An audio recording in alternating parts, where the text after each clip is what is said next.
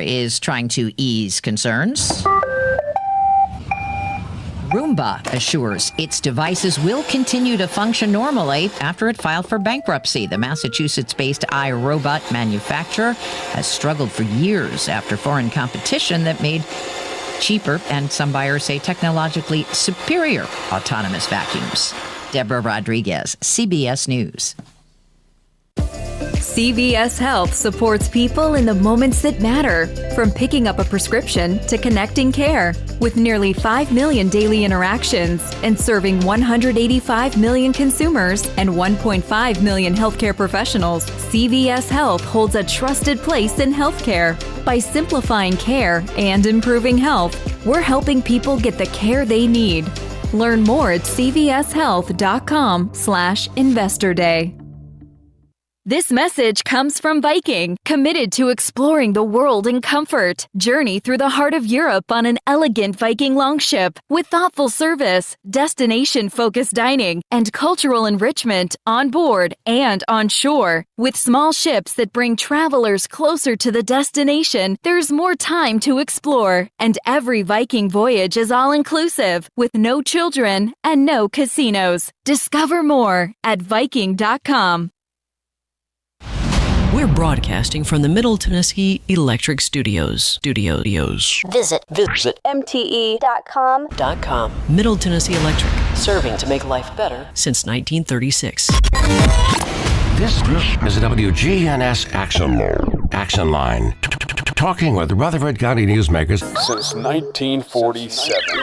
This is a WGNS Action Line. Now your host, Scott Walker.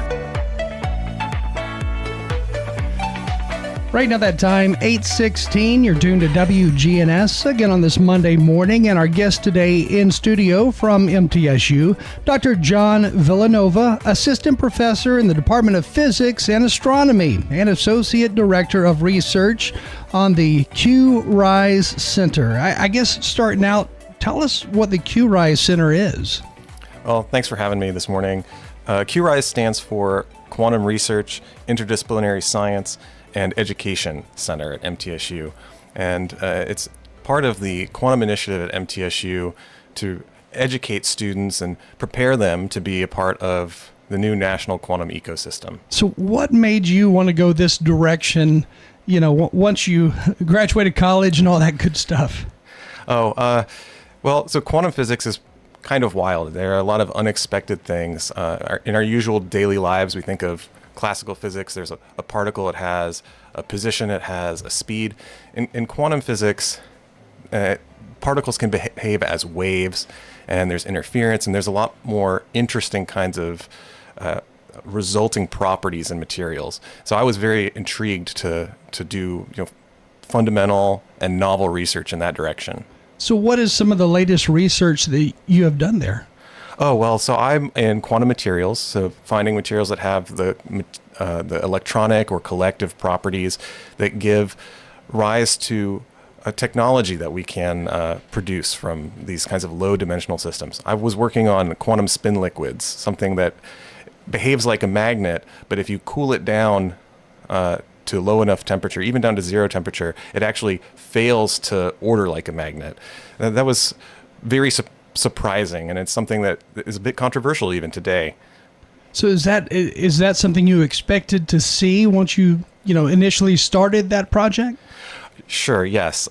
So I'm a computational physicist, and so the theoretical predictions for quantum spin liquids were pretty well established, but nothing experimental. And so kind of computational physics bridges that gap between the theoretical and the experimental side, where people are trying to look for signals of quantum spin liquids but hadn't found any yet. So are there a lot of, I guess, breakthroughs that come from MTSU, that come from your department that you're seeing?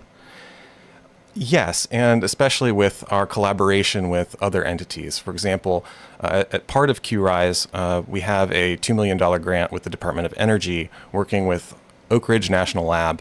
And so there's a lot of really groundbreaking research coming out of collaborations with MTSU and ORNL and our other partners in the Middle Tennessee region as well. Oak Ridge is a fascinating place. Have you had the chance to actually go inside some of the labs there?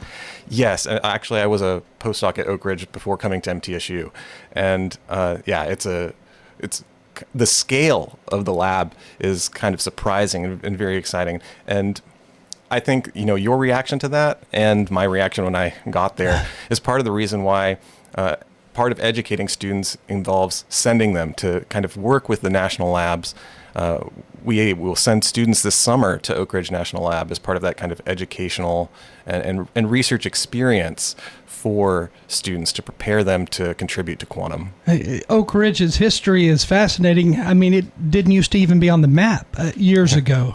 It's kind of wild. Now, when you first enter Oak Ridge, do they still have the big gates that they used to have, the big guard towers and everything? Oh, certainly, yeah. So I think they moved beyond the guard tower now. It's kind of like a pavilion. And yeah, you stop and wait for them to search your vehicle if you're chosen randomly. And yeah, there's high security because they're doing frontier research there. Yeah, I guess some of the top research in the nation is done out of there. Absolutely, and for the world, really. They have a world-class neutron scattering facility there, and that's part of the experimental work that would help to confirm my research directions in quantum spin liquids. How many miles of research and laboratories and buildings would you say they had there? Oh, goodness. I mean, it's on a full reservation.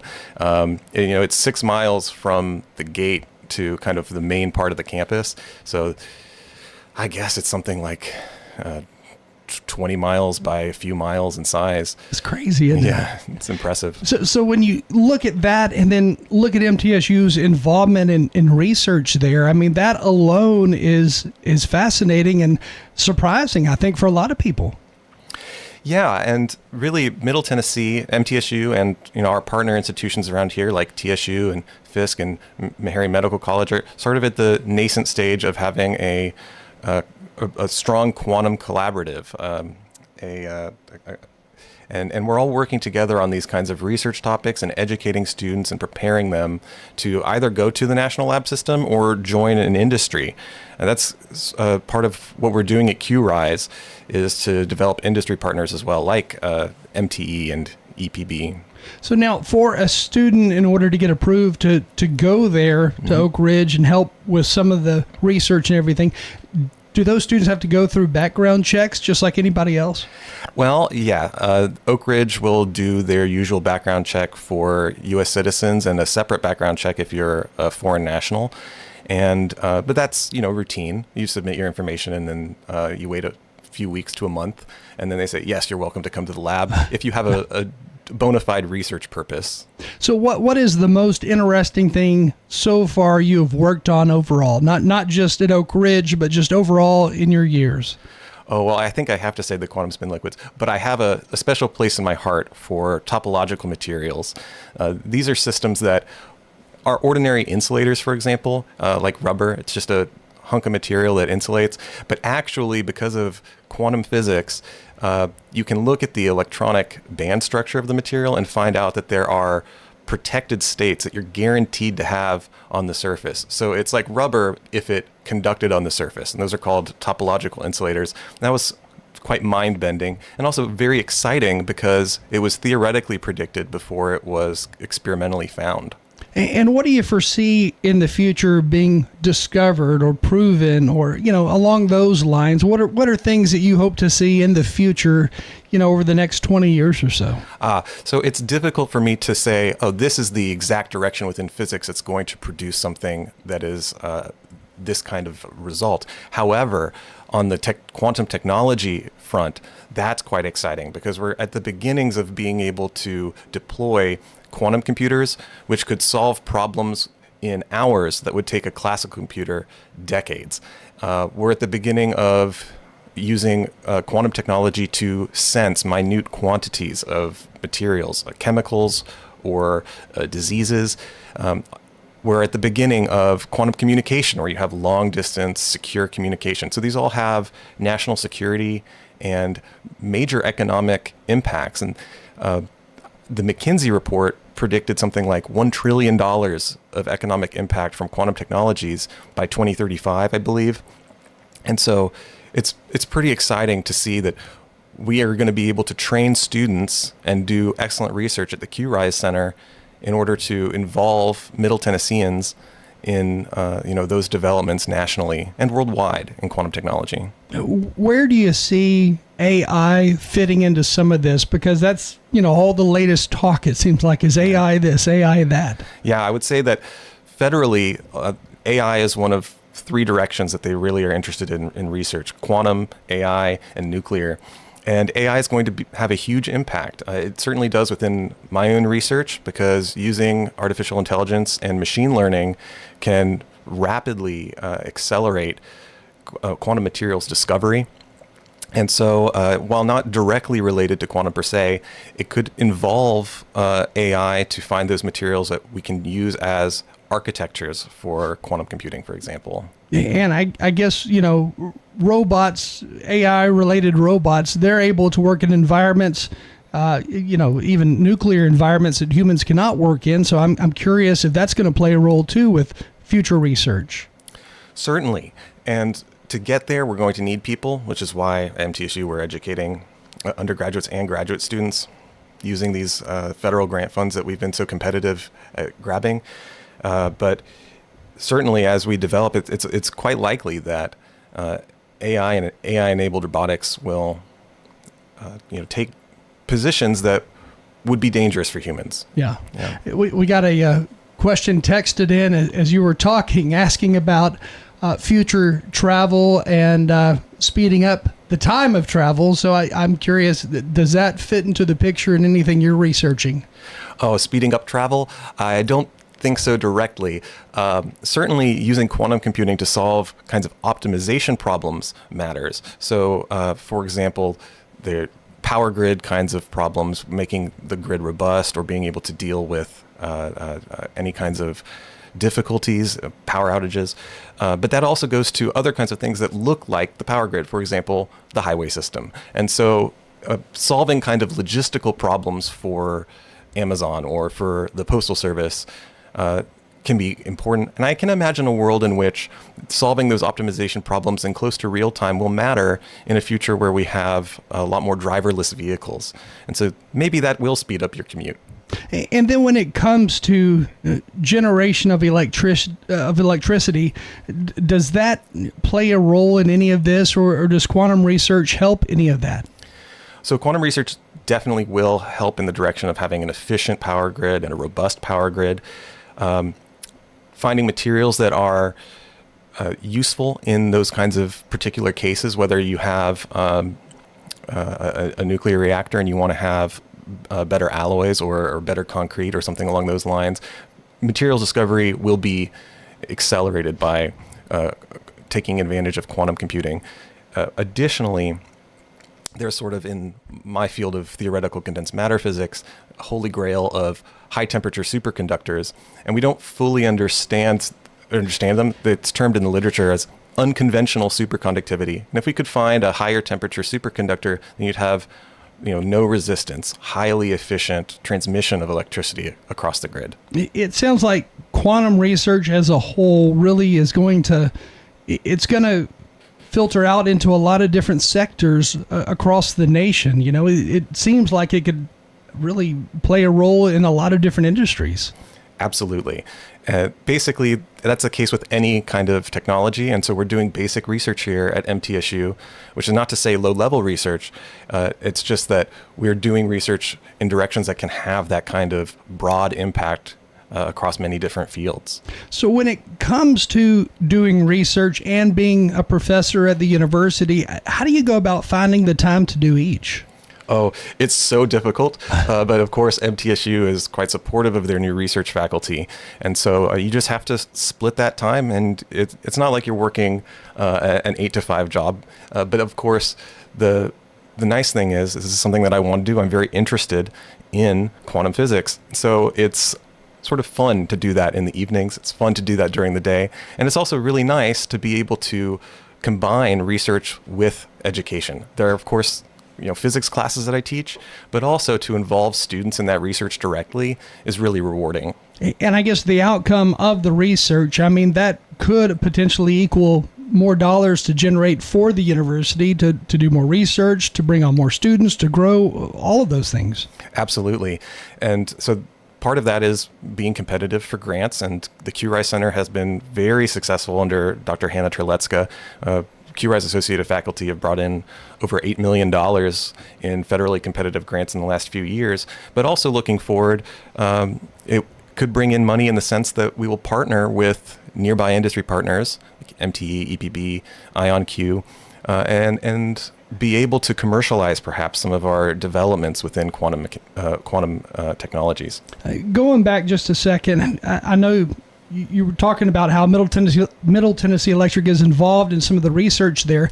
How does that fit into the picture with everything that you're doing? How does MTE fit into this whole picture?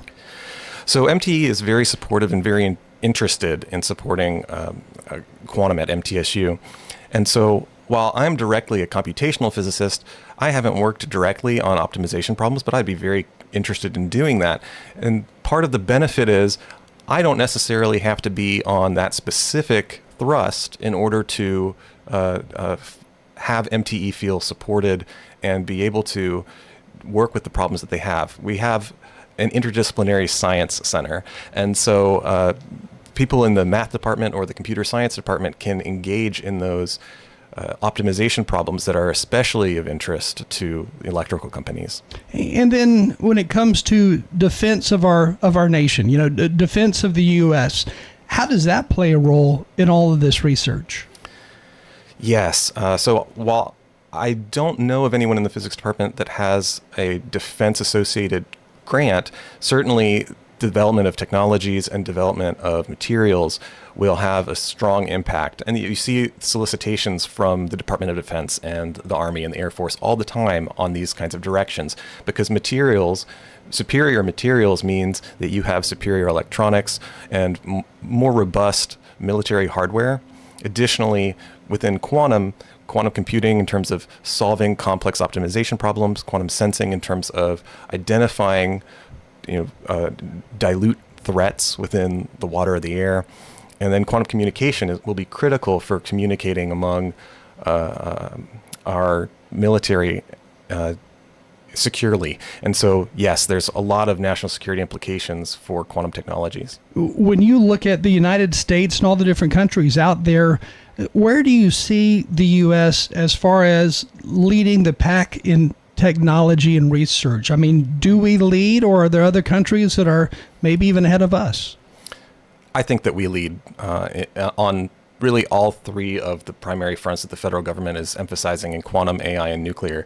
And our lead in AI is very strong because of Silicon Valley, and sort of China is trying to catch up there, and there's some question about whether they'll import NVIDIA chips and whether that's a good idea or not. But they're quite far behind in that point, even though they're the next runner-up.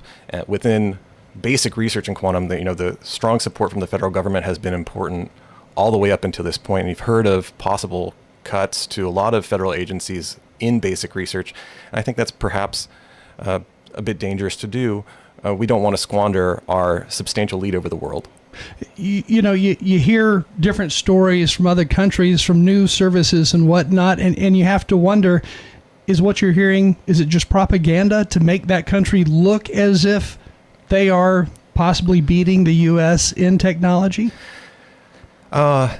Certainly from certain countries that have a rather less democratic kind of government, it does appear to be a level of propaganda. Partners in Europe are doing excellent research at their national lab systems in quantum. And it's important to work among everybody in the United States, to grab U.S. talent from everywhere, including Middle Tennessee, and to work internationally in a collaborative sense with our allies. I think you may have seen recently there was this sort of funny Russian robot that just kind of fell over. Yeah, there's a level of propaganda within kinds of scientific advancement from these other countries. I was in Cuba a number of years back, and they've got a museum there. I don't know if you've seen that or heard of it, but they've got a museum there that it's full of propaganda. It talks about how the Cubans were the first to reach the moon. Oh. And, when you see stuff like that, as an American visiting a foreign country, you realize, well, we know that's not true, but yet those who live there, they may have no clue that that's not true because they're cut away from being able to just go to Google and search online to find the simple answers that we can find. Yeah, and that's really disappointing, and it's part of why I feel blessed to live in the United States and be able to continue to work here. Yeah. So what is the next thing you'll be working on as we close out this morning? So I'm working on a project with a student on altermagnetism. It's a new type of magnetism that is not like the ferromagnet on your refrigerator, and it's not like an antiferromagnet, which has no net moment. It has something kind of in between. It's an unusual type of quantum magnetism, and hopefully I'll work with that student and send him to Oak Ridge this summer as part of our Tennessee QMAT Renew program with the Department of Energy. Magnets. When you talk about magnets in general, is that where some of our future, the power for vehicles, the power for other types of things like that, does it lie in the research of magnets? I'm not entirely sure about in the vehicle front, but certainly the kind of frontier research on quantum magnets is critical because they're going to be a platform on which you can use for quantum computing, or they're going to be the platform for having these kinds of robust topological states that you can manipulate for other kinds of electrical purposes.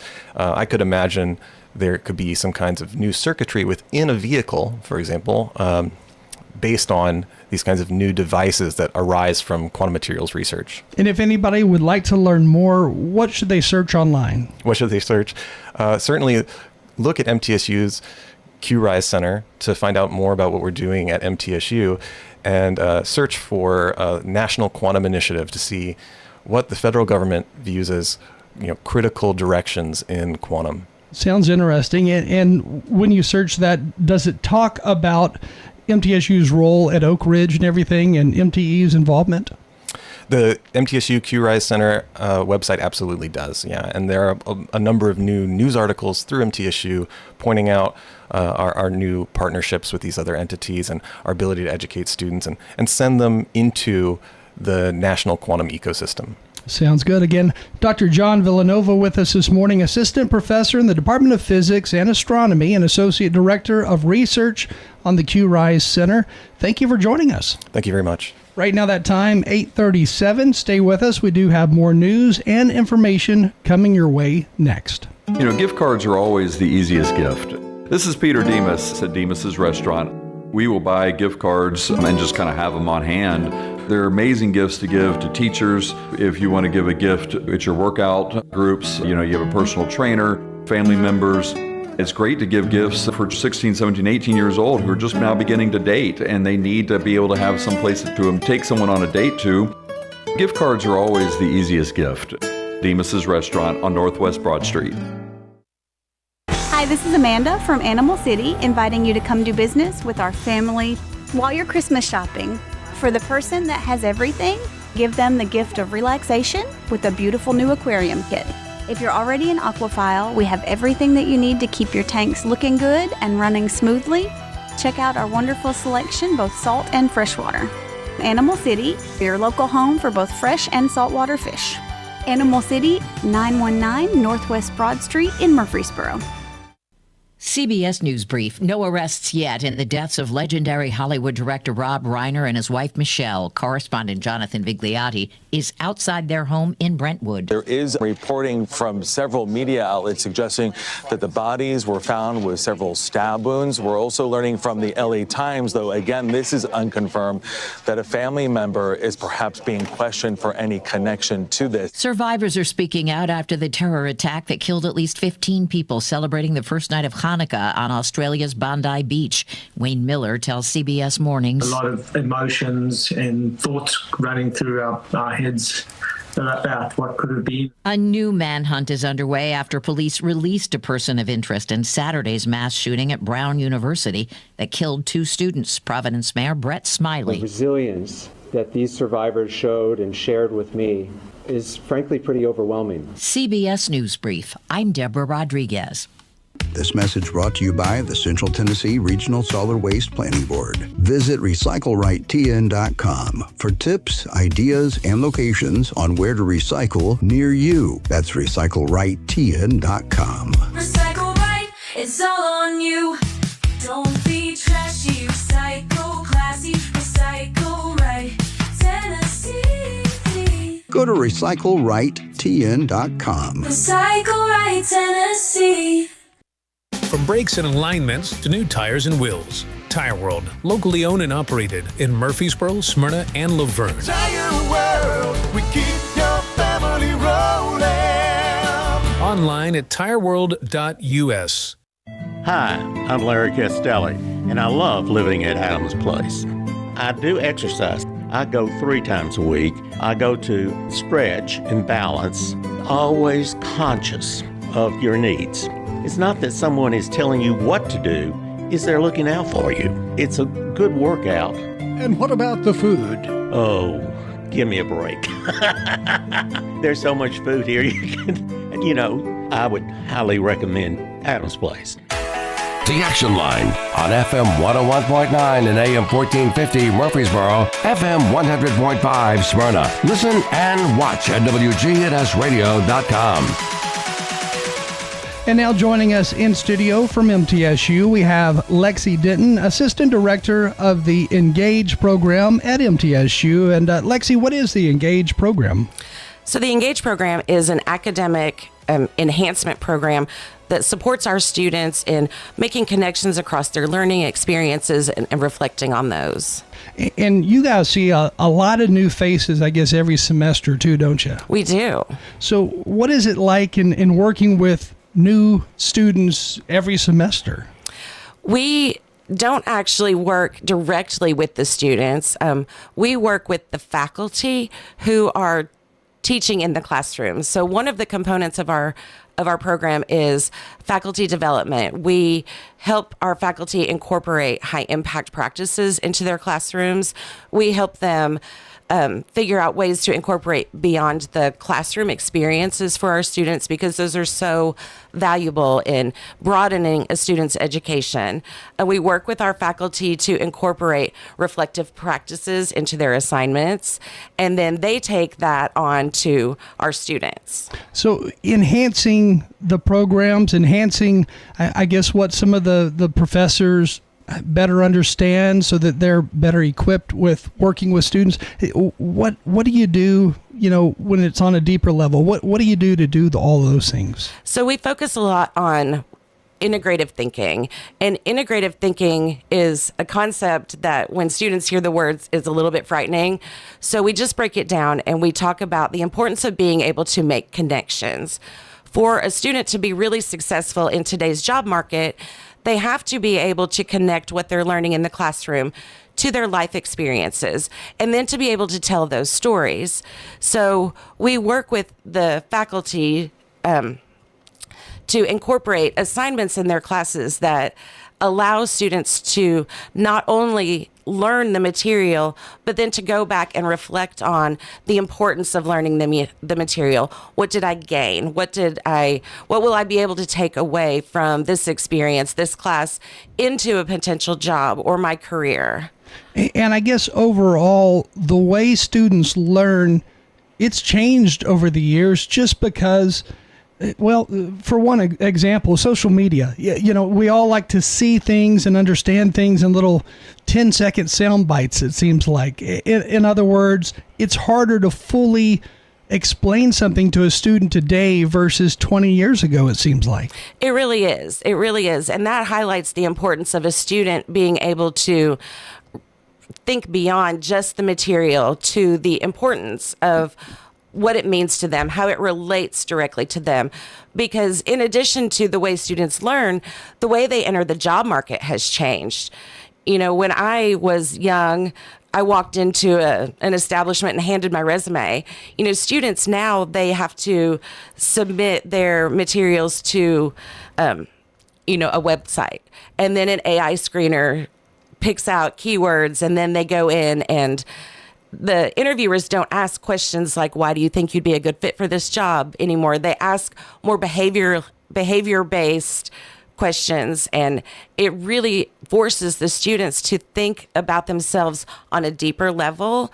What value can I bring? And so we incorporate those kind of learning experiences into the classroom, so our students are able to really represent themselves well when they go, start looking for a job and entering those interview situations. So how do you break that down to those who are teaching these students? How do you help them to understand, you got to change this way just slightly in order to better engage with the students in your classroom? We offer our faculty training throughout the year. That's one of the things I love about our program, is that we are able to work with faculty across MTSU. It is an opt-in program for our faculty as well, so they can go to trainings throughout the semester. We just did a POGL instruction for our faculty. We have a summer institute, and we walk through what those types of assignments look like. You're already doing the work. You're already putting so much knowledge into your students' hands, but then how do you draw that reflection out of them? So we really work hard on helping them shape their assignments, giving guiding questions, anything that we can do to help them bring that to their classroom. I would venture to say that the majority of professors there, they were already very effective in communicating, but to relearn some of those communication skills to, I guess, better get a point across to these students who like these 10-second sound bites and like to understand things in 5 seconds or less, that's got to be difficult. It is difficult, but we have incredible faculty at MTSU, and our faculty are always willing to grow and change. There's always something happening on our campus that is directing, that is demonstrating the change that's happening. There's book groups and training sessions. We have an incredible group of teachers that always want to be kind of on the forefront of what's happening in education to make it a really positive experience for our students. And the Engage e-portfolios that include critical reflections of the students' learning, what is that? As part of our program, we incorporate an e-portfolio, which is, a modern take on the old-fashioned portfolio where you demonstrated your work in a binder and it was only accessible to the people you could physically hand it to. We have the e-portfolio brings all of that together in a digital format. When students are going through our program at the end of the sophomore year, we ask them to complete, the digital e-portfolio, which demonstrates their, they talk about themselves and who they are, bring what their values are and what's important to them. And then they talk about their campus and community connections, because our students are doing incredible things around Murfreesboro. So we ask them to highlight those experiences and somehow tie it back to what they're learning in the classroom. And the Engage program, it has a direct partnership with the Career Development Center as well. And I guess all of that goes hand in hand with that portfolio and everything. It does. Our Career Development Center works very hard to help students put everything down correctly on paper, get their resumes together, help them with their interview prep. And this e-portfolio can help take that one step further, because we ask our students to analyze work that they've accomplished and then take that analysis and look at the knowledge and skills and abilities that they've gained as a student and think about how they can bring that to a potential employer. As you look at the e-portfolios of students and work with the different professors and leaders at MTSU, do you find that it's hard for these students to kind of put that e-portfolio together?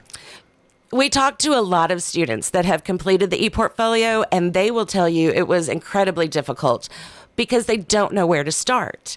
When they think about who they are as an individual or their goals or what they want to accomplish, the beginning is the hardest part. But all of them will say that once they've started and they really get to looking back at the work that they've done or thinking about experience that they've had, once that thought process starts, then they all really enjoy the process. Now, on the Engage website for MTSU, can those listening go and take a look at the sample or a sample of some of these? Yes. At the end of the sophomore year, students who are participating in our program or are eligible for our sophomore scholarship, we give away about 15 scholarships a year to students who complete really quality e-portfolios. And those are available for people in the community to look at on our website. So you get an idea of the work that our students are doing, because it's just so impressive. I would encourage anybody to go take a look.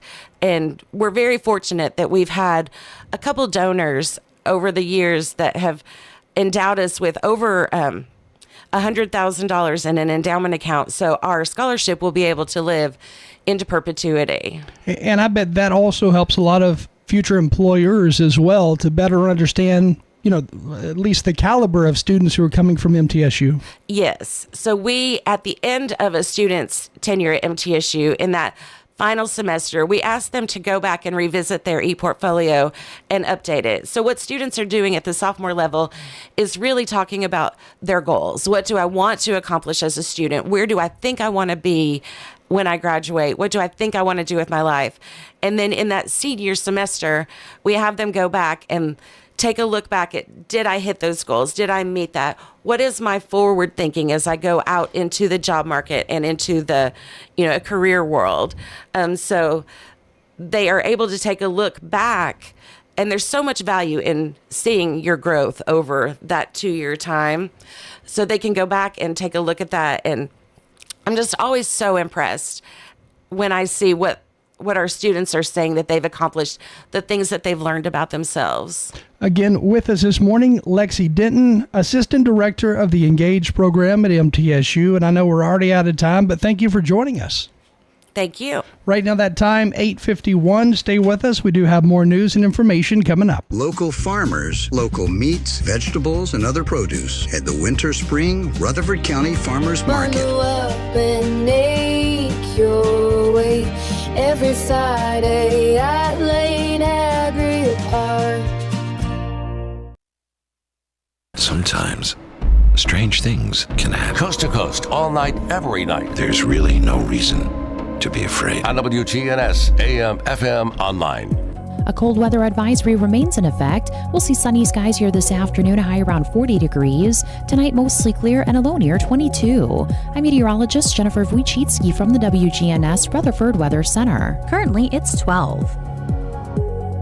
Good morning. Still a bit heavy, but it's moving on. 24 westbound here at Bell Road, Hickory Hollow Parkway. All that traffic still coming in from Murfreesboro into Davidson County here on 24 westbound passing Bell Road. It's moving a little bit better through Hermitage, where we had some problems earlier coming down I-40 westbound there at Stewart's Ferry Pike. That's eased up that traffic flow a lot. It's helped quite a bit actually coming in from Mount Juliet on 40 westbound through Hermitage now. Hey, when you need dependable towing for a car or a big truck, call the professionals, STR Towing and Recovery. I'm Commander Chuck with your on-time traffic. We're News Radio WGNS 100.5, 101.9, 1450. Online and on your phone at WGNSradio.com. The Christmas season should feel like joy, not financial stress. At Heritage South Community Credit Union, we focus on people helping people. Whether you need help with a little extra funds, managing the money you already saved, or getting a head start on saving for next year's Christmas presents, we can help. In fact, we help when others won't. Visit our website, heritagesouth.org, to learn more about holiday specials at Heritage South. Insured by NCUA. The Action Line on FM 101.9 and AM 1450 Murfreesboro, FM 100.5 Smyrna. Listen and watch at WGNSradio.com. We are now joined by Dr. Leah Lyons, Dean of the College of Liberal Arts, and Christy Schamberger, Associate Professor and Chair of the Department of Theater and Dance. How are both of y'all doing this morning? Just great. Thank you. Thanks for having us. So the 2025 Joys of the Season Arts Showcase. Tell us more about that and what folks can expect, and can just anybody attend? Joys of the Season is one of our favorite offerings that we provide for the community each year. It's our opportunity to showcase our arts areas at the College of Liberal Arts at MTSU and really give back to the community an entertaining special that can help warm their hearts during the holiday season.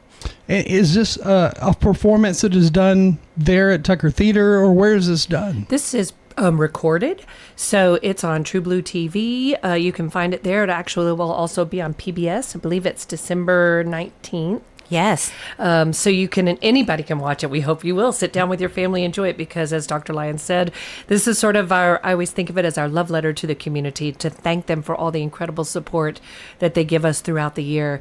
Just like a little, Christmas card. So Joys of the season. And then this will also be on YouTube. So if you miss it, you can see it there on the MTSU YouTube channel, I guess. Correct. And what goes into making this happen? So it's a collaboration with so many folks on campus and so many people from our wonderful arts areas.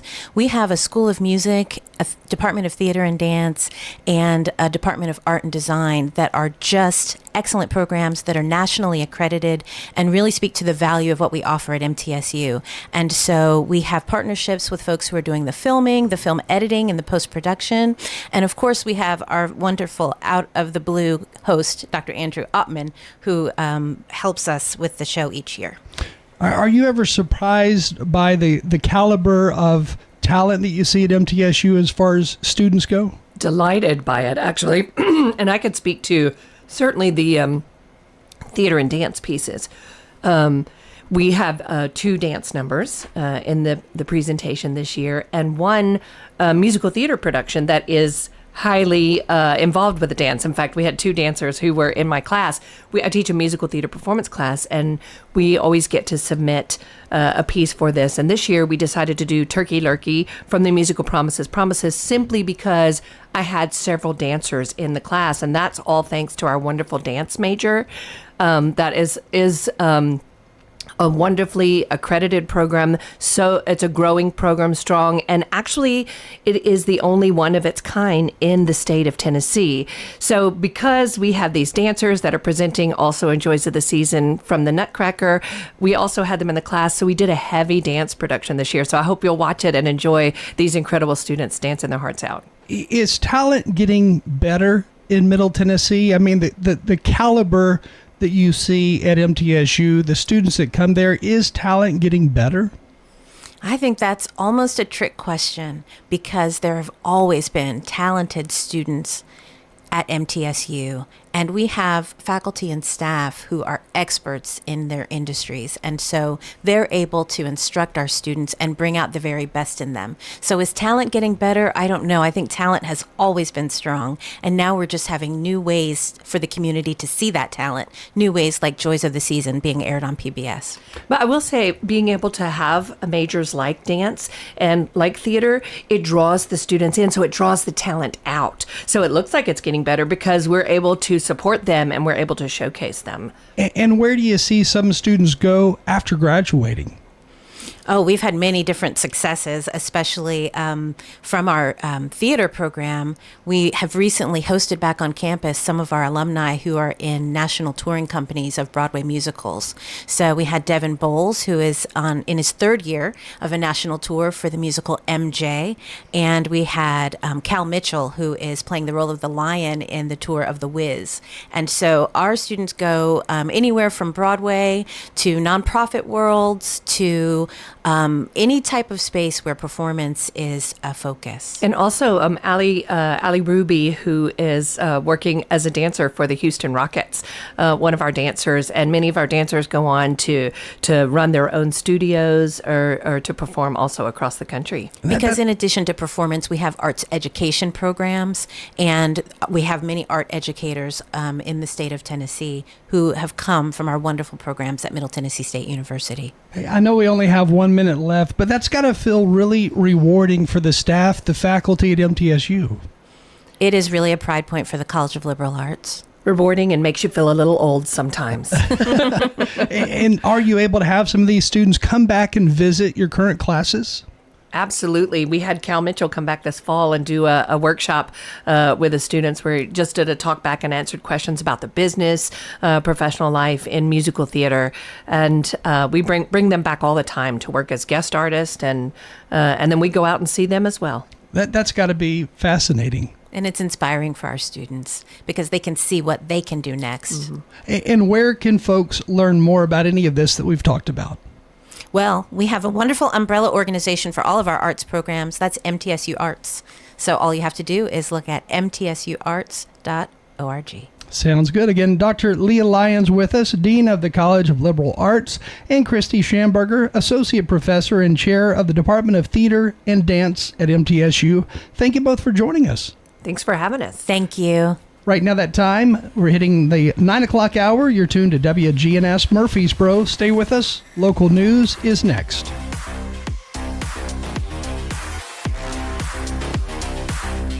Portions of our programming have been pre-recorded. The Good Neighbor Network, WGNS, Murfreesboro, Smyrna, flagship station for MTSU Sports. Courthouse clock time, 9 o'clock. Now, an update from the WGNSradio.com News Center.